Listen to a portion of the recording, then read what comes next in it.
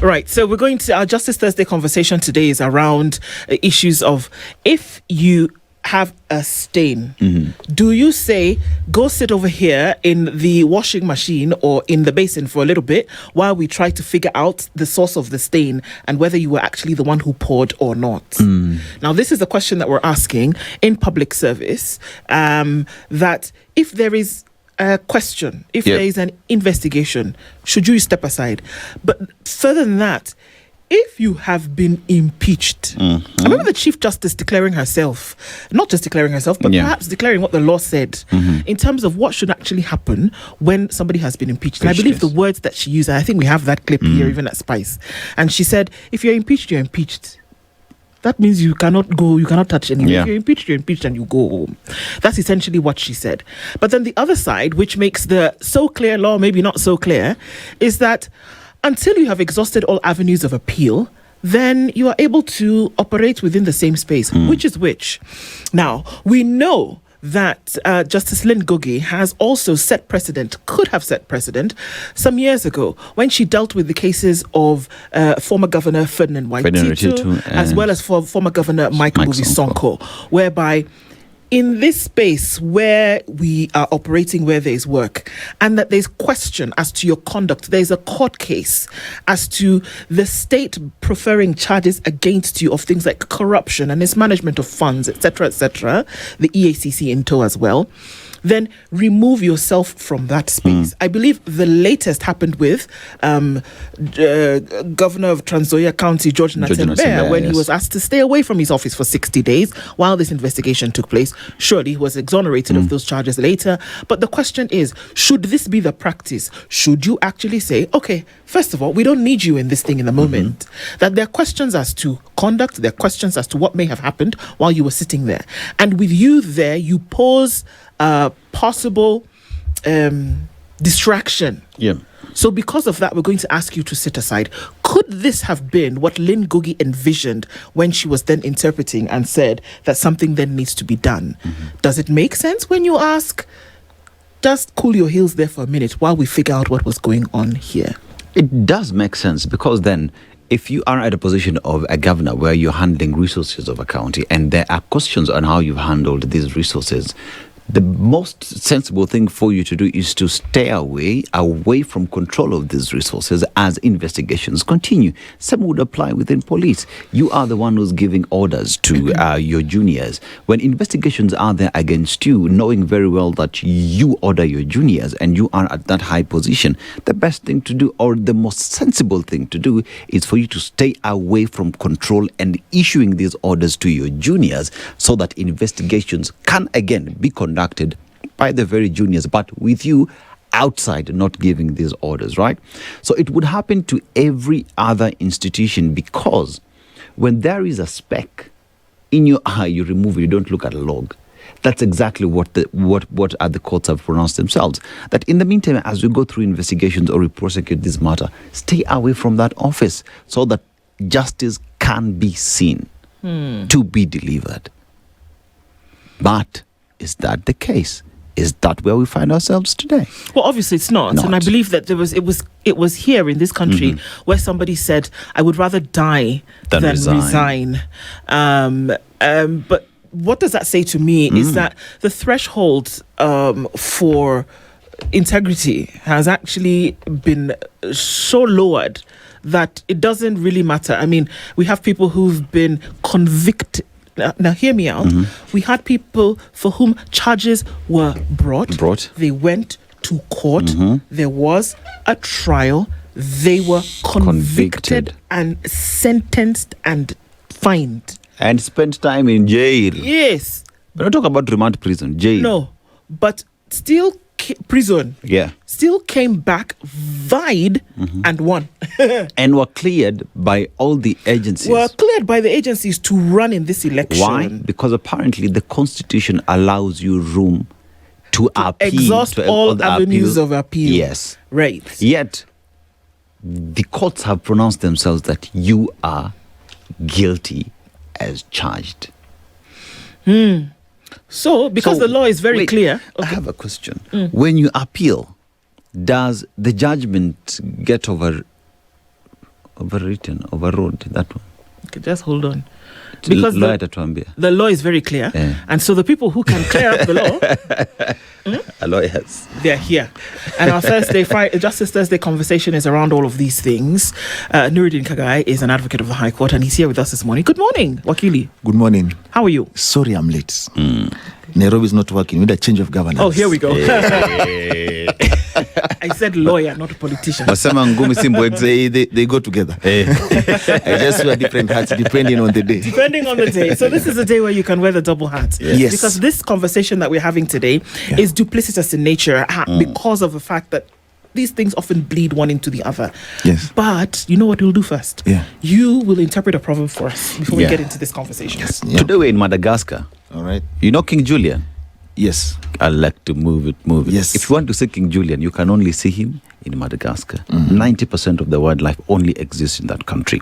The coastline, because it's the fourth largest island in the world, is 5,000 kilometers. Think about that distance is like leaving London, going all the way to Dubai. But that's the shoreline of this amazing country. It's also vanilla country. They are the largest producers and exporters of vanilla. So if you like your cake with vanilla laced, just know you're having a piece of Madagascar. But the proverb, the person who sells eggs should not start a fight in the market. How would you interpret it?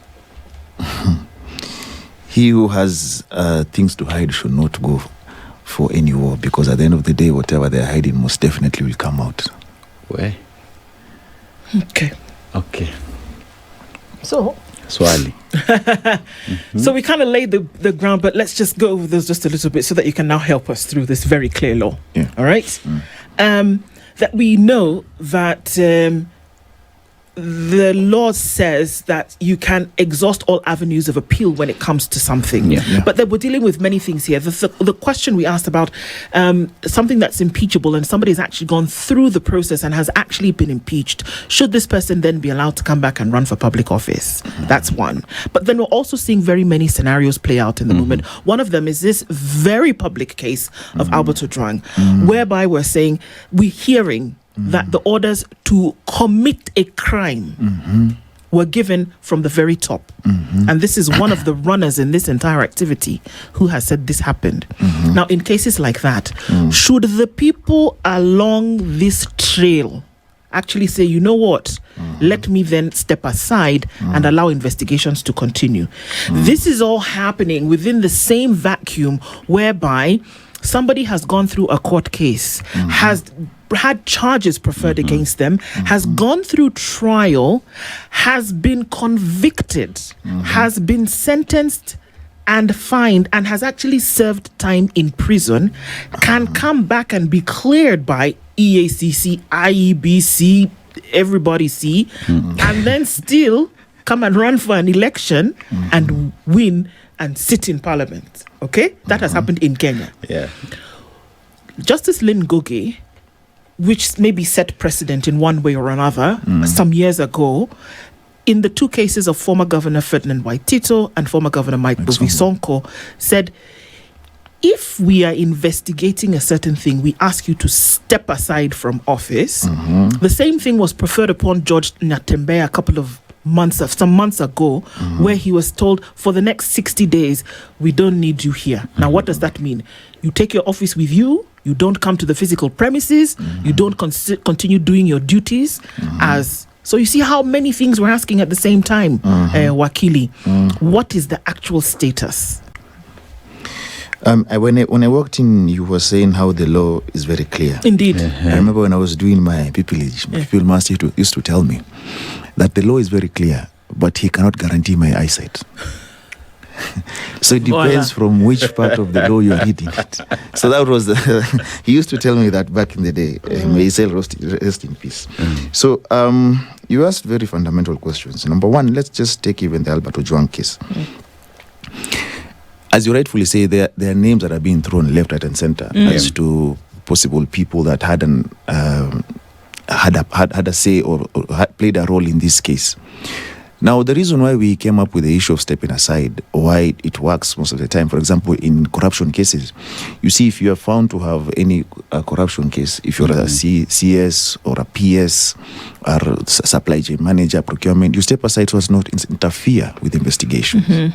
So while you're out there, you're barred from actually getting in touch with witnesses, or because if you're in office and you're being investigated, we are human beings. You will cover your tracks. Yes. We have to be honest. Now, if we were in a functional democracy, a country governed properly by law, because yes, you're governed by law, but now it depends on which side of the law you are. The names that have been mentioned in the Albert Ojwang case should have already stepped aside, because you have to clear your name. That's an allegation. Whether it's true or not, you first clear your name, then come back to office. If at all, you have to come back to office. We saw scenarios where during Kibaki's tenure, where CSs were stepped aside, Kina Mwiraria, Murungaru. If you are unable to clear your name, then you never come back. Those who came back apparently cleared their names. We don't know if at all they really cleared them. So that is the essence of the law, because the law must be fair to each and every person, all and sundry. But we have a scenario where there are those animals that are more equal than others. So I do believe that the names mentioned must step aside, because we will not solve that case if the same people are still in office. That means someone is taking the fall. And then this raises the questions, because we were asking ourselves the other day as advocates, where all this footage is coming from. Because it seems now like someone is going to take the fall. Because all of a sudden there's so much evidence. Now there are footages and now there are many explanations. But at the end of the day, all these things just can't happen without authorization or a plan. So someone must be the mastermind. So even if those who are incarcerated or facing charges are found guilty, who sent them is the question that lingers in our heads as Kenyans, because we need to understand who benefits with Albert Ojwang dead.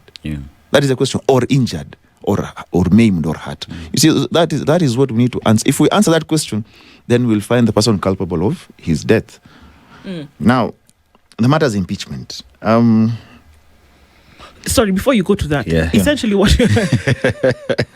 what you're saying is the reasoning behind saying step aside is because by the fact that I'm there, first of all, I hold a position of authority already, and that there's a certain kind of severance that folks will pay to me.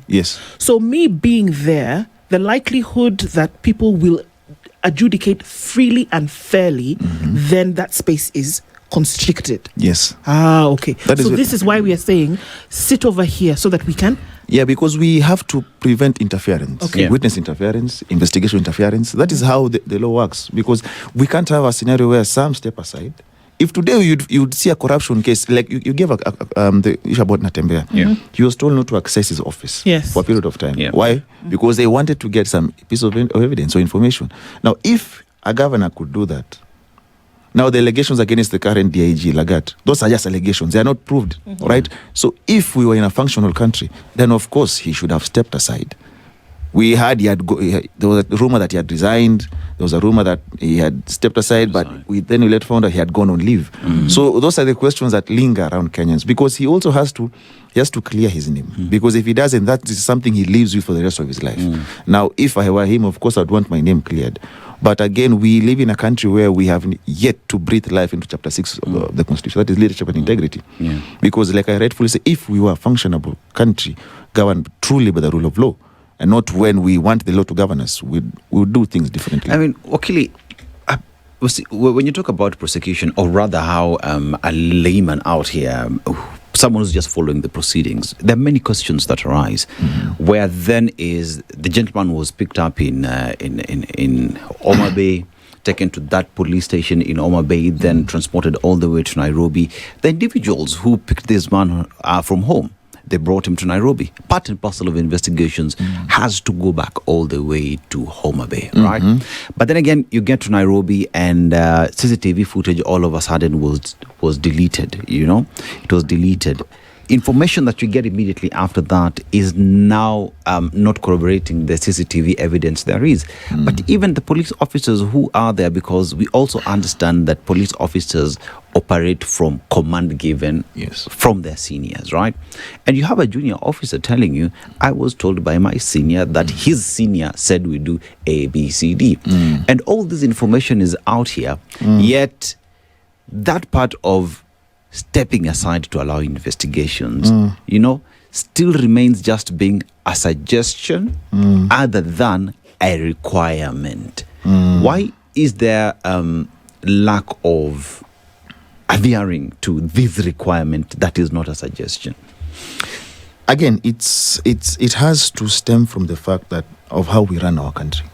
You see, I always say that most of these institutions are not independent.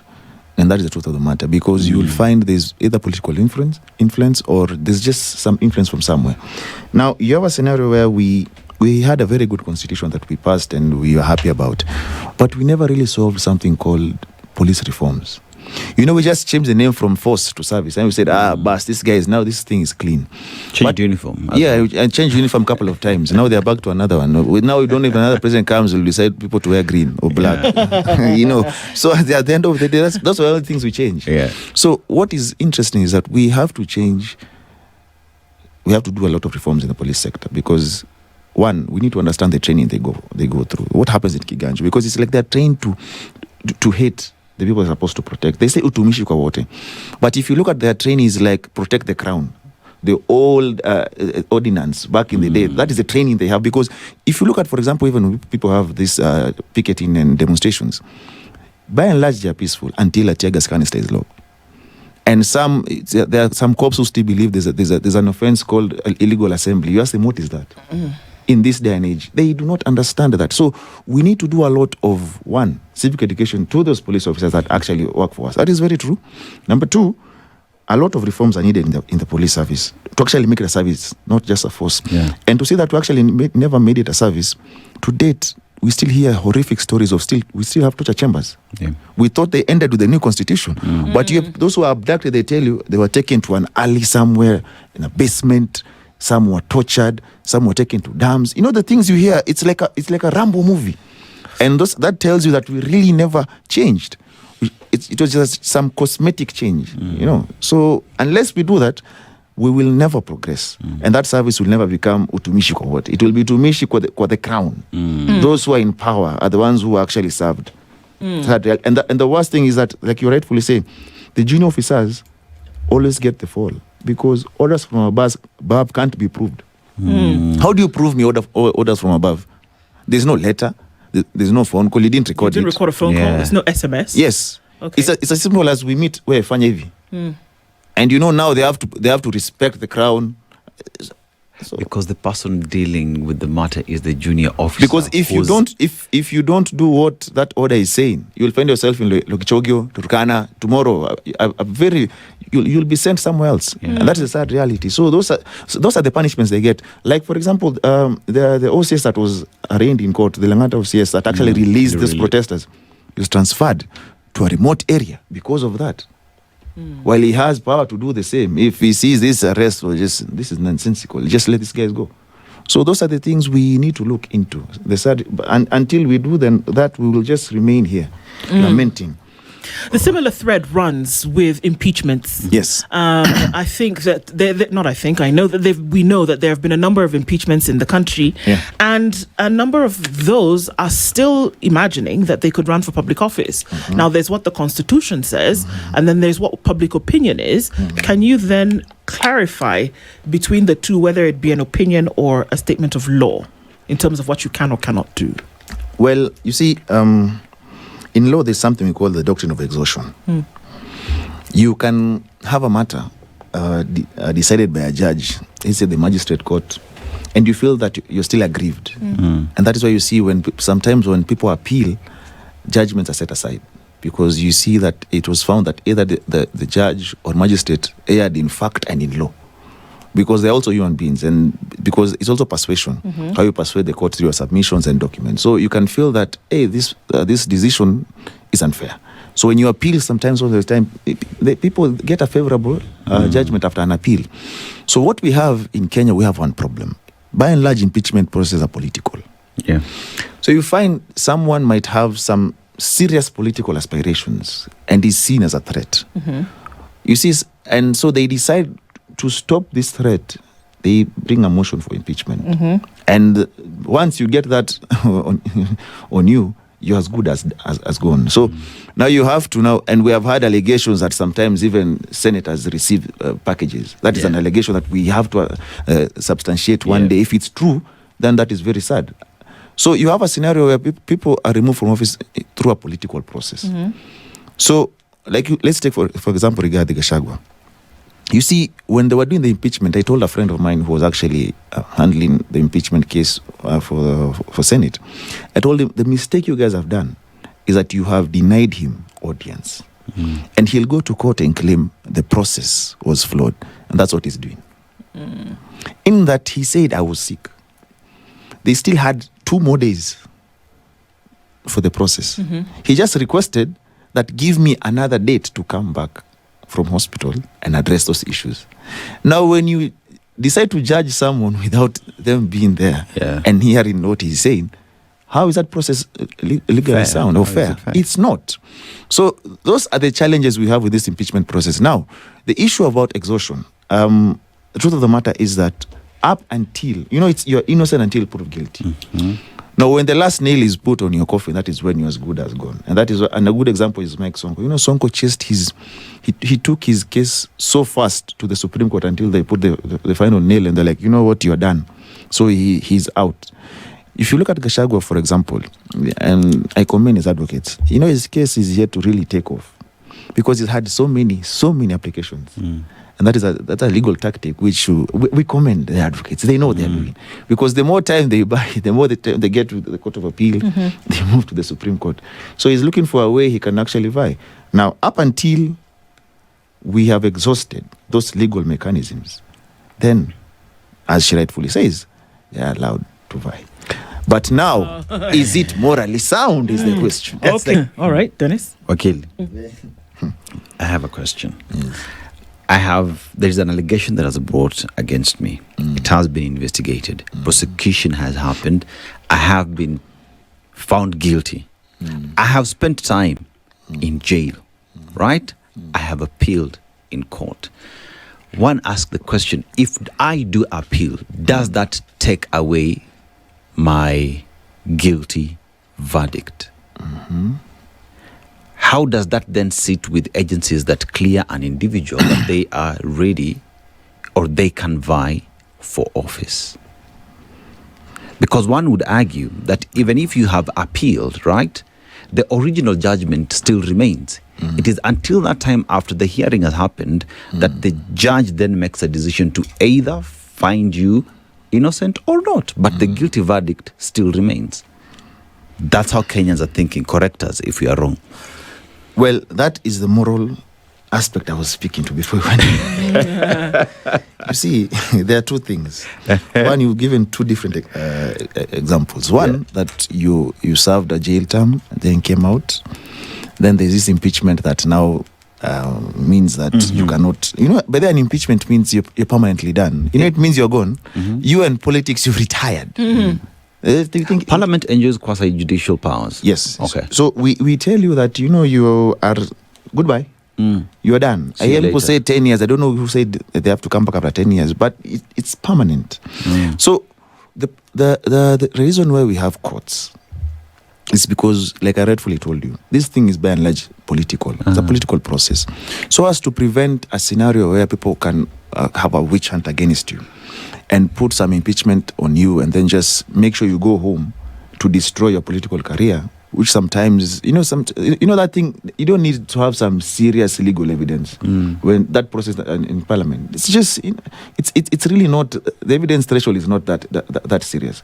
So if someone comes up with some, like the things we're saying about Gachagua, this, and they couldn't prove those things, but just to whip emotions to vote. And we also know scenarios that our members of Parliament and Senate, there are allegations that they're actually panel beaten to certain decisions. So if people are already given a way forward on how to vote, on bills, for example, remember the finance bill, people died. They voted, then when the president said, you know what, I won't sign this, then they clapped. People are already dead, the sad reality. So to prevent unfair an unfair process. That is why the courts are there. So the court will actually see whether it can actually invalidate the impeachment ruling or to just leave it as it is. So it actually, more or less, the court just checks the process. Okay. So is the process sound? If it wasn't sound, then the court will say, you know what, this process was not sound. If, for example, the threshold for signatures, let's say, for example, for the members of court assembly, if that was not met, then of course that impeachment process is flawed. There's one that the first one brought against her name, what is her name? Kawira Mwangaza did not meet the threshold for signatures for the MCAs. That one died a natural death. Until now, they caught up with her. They found a way out. So we have to protect everyone's rights. But now that doesn't mean that if you're found culpable, that now we also support that. The only reason we have this doctrine of exhaustion is that so that you can actually rest. Without you having to have those questions that linger in your head. So you are given room to go to court, argue your case out, and once the court decides they will not invalidate the ruling, the impeachment ruling, then you go home. Am I hearing you then speak in terms of the morality question for Kenyans in terms of individuals that find themselves in this public office does not exist? We've never really had a conversation in terms of this is the moral standard that we hold ourselves as a country where you have a matter. You ought not to be anywhere within leadership circles. Now, you see, we really can't have that conversation with Kenyans, if we're to be honest, because we are the same people that are given 500 shillings to attend a rally. We are the same people that when someone comes to campaign, umetuacha aje. So you cannot you cannot be too clean when now it wants to favor. I keep telling people this. You cannot receive bribes during campaigns and then expect when someone goes to parliament to move anti-corruption bills. How? They gave you 500. They will never. They have to recoup their money. So we have to change our software. That is the problem we have. Because, we can't look at the impeached people and say, these guys are crooks. But who elected them? We did. Who attended the rallies? We did. Who wore the t-shirts and the capes? We did. Who actually subscribed to their manifesto? We did. So up until we say, you know what, by the way, that's why I'm saying that chapter 6 has yet to come to life. If we bring it to life, us as Kenyans, and say, you know what, there is a standard we have for leadership in this country. If you fall beneath that, do other things. Enda fanya kazi ingine. Leadership entails chapter 6. The day we do that, then we can now look at these leaders and say, you know what, by the way, this one is a crook, this one is this and that. But up until then, because that same person you call a crook, when they call for a rally, the same Kenyans will run there, and after he's giving a packet of flour or something, these days I see people are getting 5,000. No, lollipops. And guys are also getting gas canisters and they're also getting boats. Yeah. That's a form of bribe. Let's call it what it is. Although they decided to vote correctly, but at the end of the day, they received. So your software still has a problem. It's as simple as saying, "Apana tutaki kitu." What do you have for us as a people? Let me ask you a question. We've seen so many by-elections in the recent past. Yeah. If I were to ask you what those individuals who got elected stand for, can you tell me? You can't. Can they tell us? No, all I'm saying is, have you had anything? Let's take the recent one, the recent by-election. Yeah. The best thing we know about Kamongo were the beautiful songs that were being sung by the people, and the act of defiance by the people of all Kalau. Now, if he will work for them is a different question. I cannot judge him. He's yet to work. But we have to interrogate what you stand for. Because if you don't stand for anything, they say, you fall for everything. And everything at the end of the day. So those are the questions we need to ask ourselves first before we go to any election. Yeah. We have time between now. It's actually 1 year. Between now and the next election. Yeah. Which are the type of leaders we want? Or what does, let's say I want to have a member of parliament. This member of parliament, what do I want this member of parliament to do for me? Or if I was to mold someone as a president, what attributes would I give to this person? It will be easier for you to vote. But up until then, we will be electing these impeachable people, more crooks, more frauds. They will always run for, because they have the money. They have the money to transverse the country. They have the money to bribe the way around it. And that's why I keep telling people that 500 bob, you can't eat it for 5 years. That means you'll be eating 100 bob a year. So now there's nothing to hope, because here we are saying that if it was left to the law and that these things then be able to carry force, and you say, okay, well, there's Khagai and he's running for governor, and he has been, because really, what are you going to do? You're going to stop the guy from running? The EACC and the IBC have proven to us time and time again that you can actually approve questionable characters to go and vie for politicals, because so you can't really depend on them. So this would go back to the court. Somebody would be, maybe a private petitioner would go to court and say, no, Khagai is running and he shouldn't be. But that process takes very long. Yes. But what you're saying is that it is not the brick and mortar that's the problem, that it is the software. How do you reset the software? Is it people who, in the minds of people, say, well, actually, you know what, I was impeached, so I really shouldn't run. How many people will do that? Because there's not the same thing that we are depending on for, again, I go back to the UK example of Starmer saying, okay, can you imagine? I received gifts and they were in excess of what I should have received, albeit that he reported himself late, and that's what caused the whole hullabaloo. But he's, on that alone, said, I'm going to step aside just because of that. And we are even saying just because of that, because we have lowered the threshold for integrity so low that it sounds like, how can somebody step aside because they received gifts? Are you kidding? People have killed others and they're still in office, allegedly. So how do you reset that software? It starts from us. Like I said, we have to love our country first and foremost, and we have like you rightfully say. See, for Starmer to actually decide to step aside, or for Boris Johnson during the COVID pandemic, he went for a party. He was outside. You see, for that to happen, it means that there's a certain threshold they have for that seat or for leadership. That if you fall beneath that, then that means you can no longer serve in that office. Now, we have not set any threshold for these offices. We celebrate those who are charged in court. It's very easy for someone to have a corruption case. The moment they have that case, they'll say, we are being targeted as a community. That person will be on the ballot and be elected. Sad reality. Anatuibia anatuletea sisi. Once you say that, you're the problem. What do you mean anakuibia anatuletea? Ni mwezi wetu. That tells you, tuache na mwezi wetu. At least we anaiba na analeta. Hey, if you put it that way, then we are lost as a country. So it starts from us. And I keep saying, before we point at those leaders, you look at yourself in the mirror.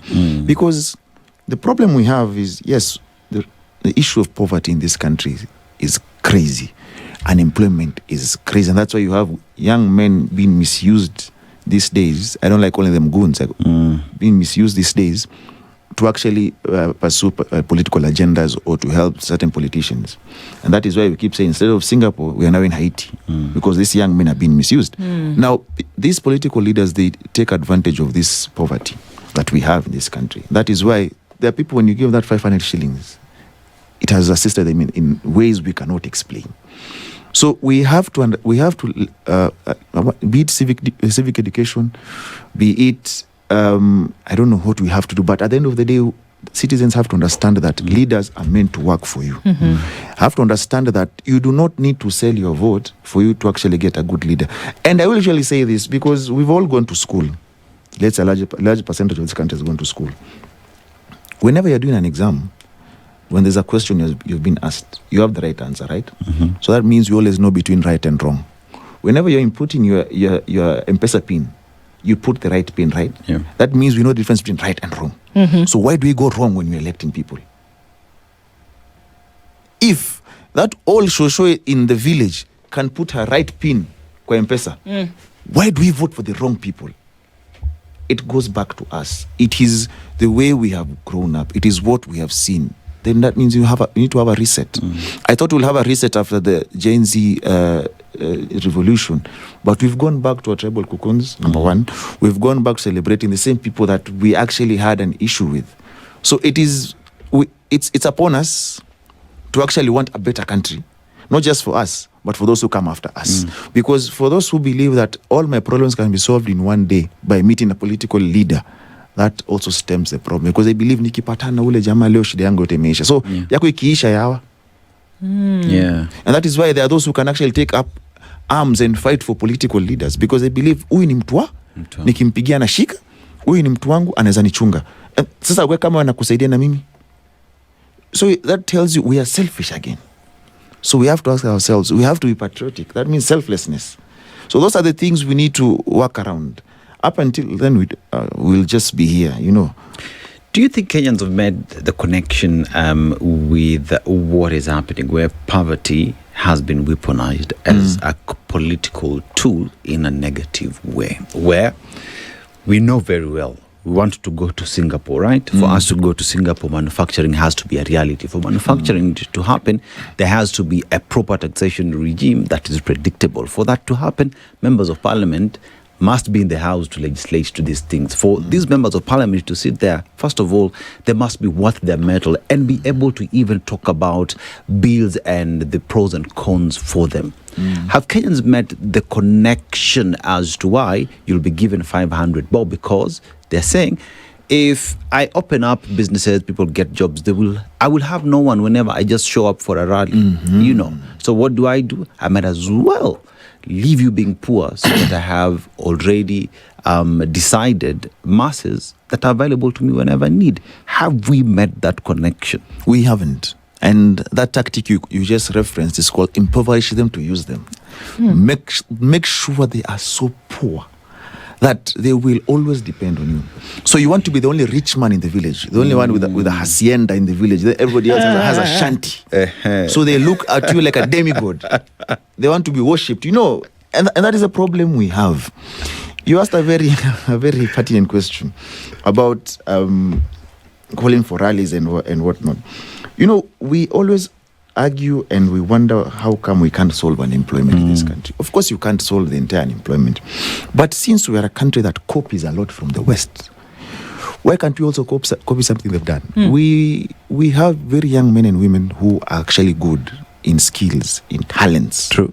Now, most guys are brought there, either artists, they are footballers, basketballers, rugby players. But here we have decided not to commercialize our sports.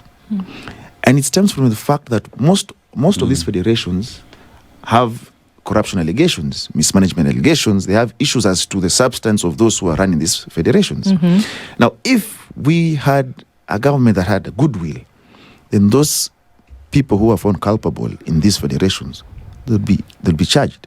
We clean up these federations, make sure we commercialize this sport sector so that we have sponsors coming. Because you can't explain to me why you have a country like, let's say, South Africa. It has for example, football. Yes. It's well sponsored. Why? Because they believe if I put money in here, and as much as I'm sponsoring a team, I'll also gain. All right, that's how sponsorship works at the end of the day. So you find a situation where, if, for example, the president wakes up and stops forcing us to go to affordable housing to build houses, that is not the only job we can do as Kenyans. And realize that we can actually commercialize sports, arts. Most of our artists live song to song. Release a song, it becomes a hit. After that, they go broke. Yeah. Stop the issue of piracy. Those are the things we need to do, but they can never do that. So that's the environment that we talk about that is conducive. For they can never do. Yeah, because if all of you now are able to fend for yourself, that means when they want to call for a useless rally to say nonsense, nobody will show up. Yeah. And ordinarily they wouldn't want that, because they also feel that once you're also empowered economically, occupied, and you're empowered economically, you'll be independent-minded. You will know whatever someone telling you, whether this is a lie or this is truth, So they wouldn't want that. So impoverish them to use them. Sad reality. So they will use you, they'll seduce you, misuse and abuse you. But up until we have someone who can actually, I believe we need to commercialize our sports. We need to work on our arts. We have so many young people who are passionate about film, are passionate about artistry, but we really have a ministry that I don't know what it does. Sad reality, because the worst ministry in this country, that if you look at whoever ends up at the CS for sports, youth and it all, they do not. I think it's seen as a demotion if you're taken there. There was a time Amina was sent there. Now we have Vuria there. We have a young man who's a PS there who has some other allegations. It's a ministry that either it's underfunded, or it's seen as just a ministry for the sake of telling the young people that you have a ministry. I talked to a friend of mine who told me that this NYC, National Youth Council, is given 90 million a year. What can they do with 90 million? What? I don't know if it's true, but that's what he told me. He works there. So it tells you where they've placed the young people in this country. And that is why when political parties are formed, for example, You see, when they have a NEC meeting, they'll choose those who they believe can be in the NEC. But when they want to popularize the party, if we wear T-shirts, the young people who are supposed to be on cars, they're supposed to be on the lorry, on cars. I am yet to see a political party that wants to help the young people. And I've seen Lina Monenchi now they're bound to come up with a political party. And by and large, they're young people. I hope and pray that we will actually give the young people a space to grow.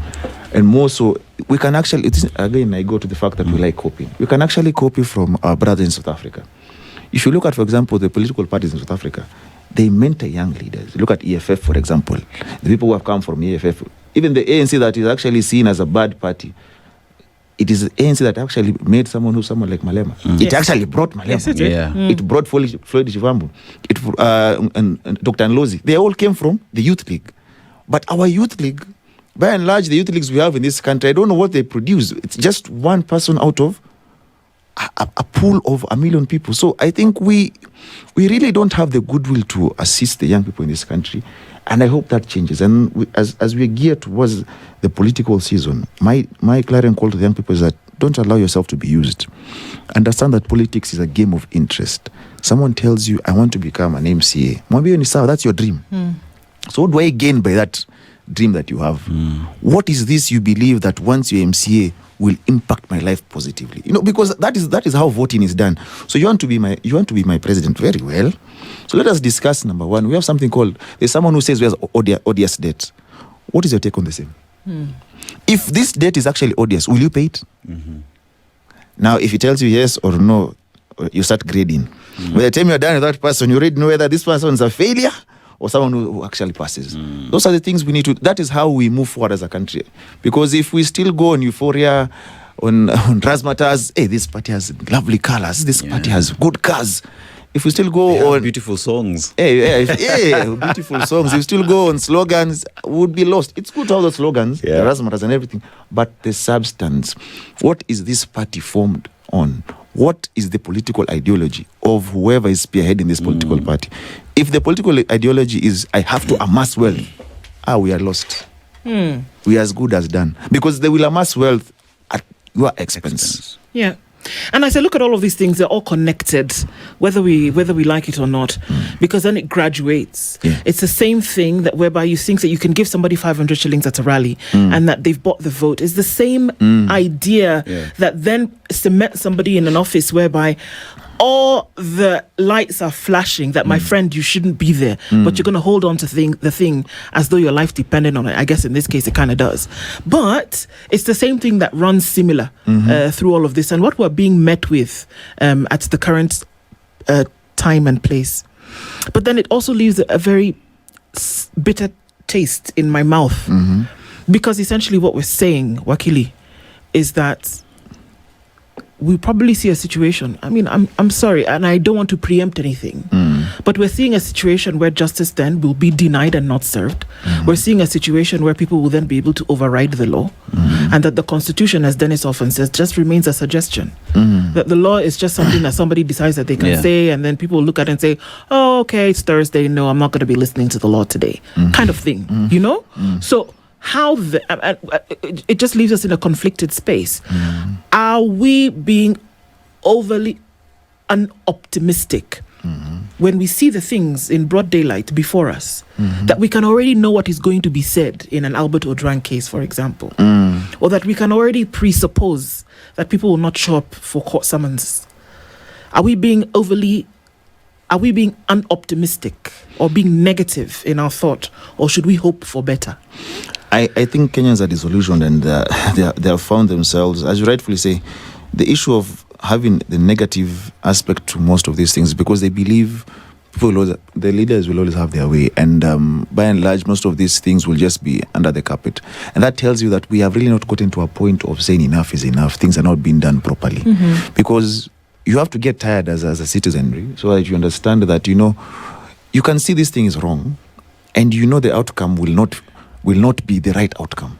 And also that stems from the fact that we also have problems in the judiciary. We also have to be honest, because that is where the advocates we work.